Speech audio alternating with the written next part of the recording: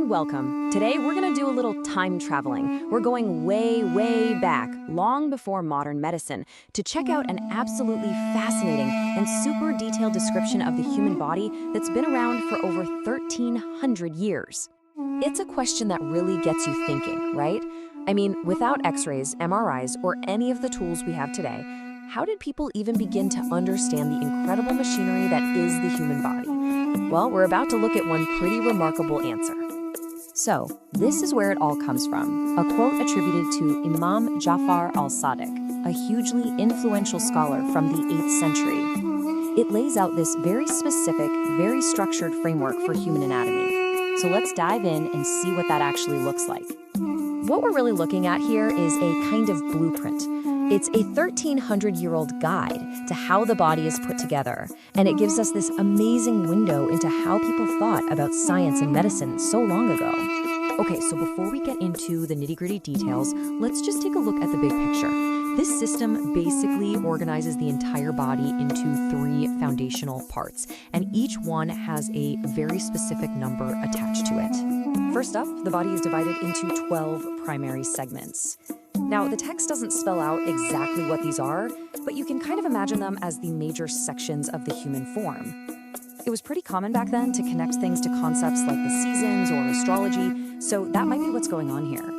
Next, the framework says there are a total of 248 bones.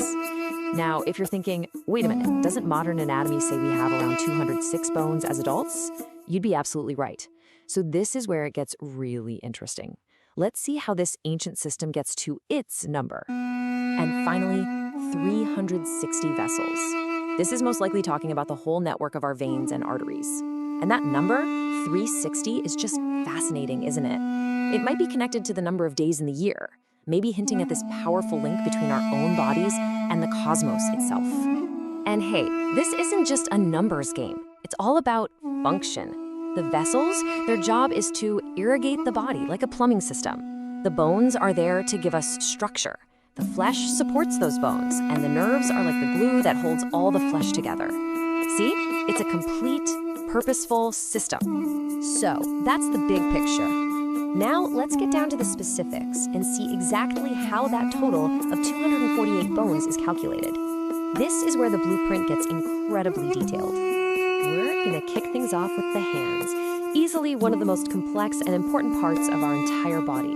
Okay, so according to this framework, each hand and arm has 41 bones. That's 35 just in the palm, 2 in the forearm, 1 in the upper arm, and 3 in the shoulder. Double that for both sides, and you get a grand total of 82 bones in just our upper limbs. For comparison, modern anatomy counts about 64, so the difference probably comes down to how all those tiny bones in the wrist and hand were counted. All right, let's move on down to the lower body, the whole structure that supports us and lets us move around. And the breakdown here is just as specific. Each leg has 43 bones, and get this, 35 of those are in the foot, the exact same number as the palm. Then you have 2 in the lower leg, 3 in the knee, 1 in the thigh, and 2 in the hip. That brings the total for both legs to 86 bones. And again, just like with the hands, modern science counts fewer, around 62. So you can see a really consistent method of counting here. What's really striking here is the symmetry. You've got 82 bones in the arms and 86 in the legs. This ancient description is clearly recognizing this parallel complexity between our upper and lower limbs. They are remarkably close. So to finish up the bone count, we have the body's core. The spinal column is described with 18 vertebrae, compared to the 24 we count today. There are 18 ribs, 9 on each side, which is a little less than the modern 24. The neck is made of 8 bones, which is actually super close to the 7 we identify. And the mouth, it's said to have between 28 and 32 bones, which is a perfect description of adult teeth. And that completes the count. Okay, let's step back for a second and put all the pieces of this ancient blueprint together. What does this complete picture really show us? What we've just walked through is this complete and totally self-contained system. It gives us 12 segments, 248 bones broken down with amazing specificity, and 360 vessels. And, maybe most importantly, it gives every single component a clear purpose, presenting the body as this holistic and logically designed structure. And that kind of leaves us with one final thought. Look, while the numbers might not match up exactly with modern anatomy, the fact that a framework this detailed and this systematic even existed 1,300 years ago is just extraordinary. It speaks to this deep, timeless human drive to look inward and really try to understand the profound complexity of our own bodies. It just makes you wonder, what other ancient wisdom is still out there waiting to be rediscovered?